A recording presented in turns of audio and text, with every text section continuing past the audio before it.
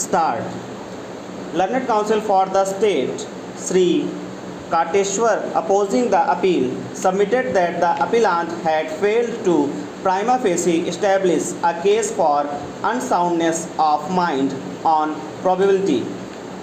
The trial judge had taken adequate precautions in calling for medical reports from time to time and satisfying himself with regard to the ability of the appellant to defend himself, quite apart from also noticing his demeanor in court.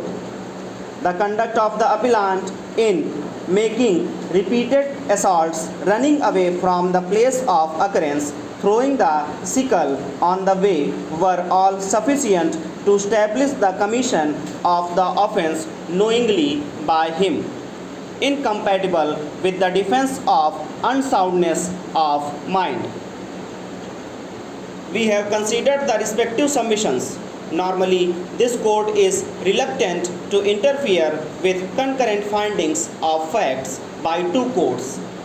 Under Article 136 of the Constitution, as also observed in Deepak Kumar versus Ravi Virmani and another 2002 to SCC 737.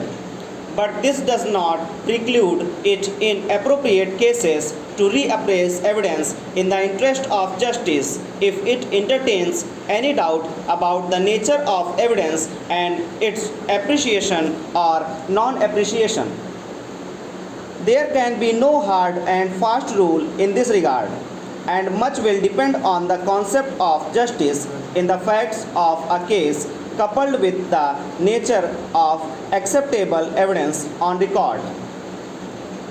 The prosecution, including the injured witnesses, undoubtedly denied that the appellant was of unsound mind, but the evidence of Police Inspector Chandu Singh Mohan Singh Chauhan, PW 14, coupled with the reference to the medical reports of the appellant, persuaded us to examine the original records of the trial court ourselves in order to satisfy us that there had been proper and complete appreciation of all evidence and that the findings were not perverse or obviated by non-consideration of relevant materials so that justice may ultimately prevail.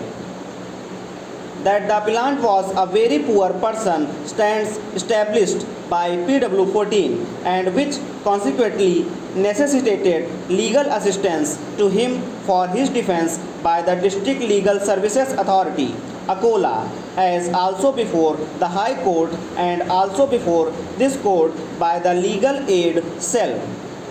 PW 14 in his examination in chief stated that the appellant was caught immediately after he made the assault on 29/6/2006 and brought to the police station. The FIR was registered the same day, but the appellant was taken custody only on 28/9/2006 because he was not keeping well and had been admitted in the hospital. The information of his arrest was not given to his sister or mother, but only to his friend Nagarao Baghe, who has not been examined.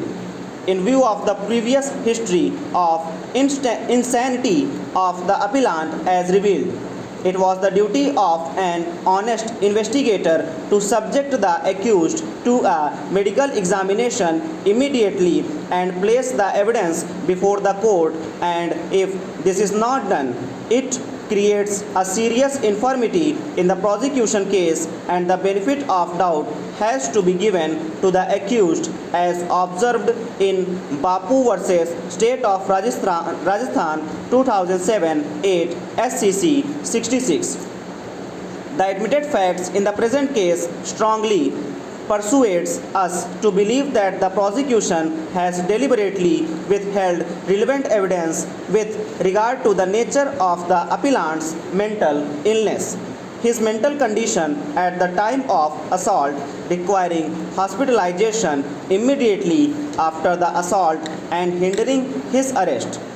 the diagnosis and treatment, the evidence of the treating doctor, all of which necessarily casts a doubt on the credibility of the prosecution evidence, raising more than reasonable doubts about the mental condition of the appellant.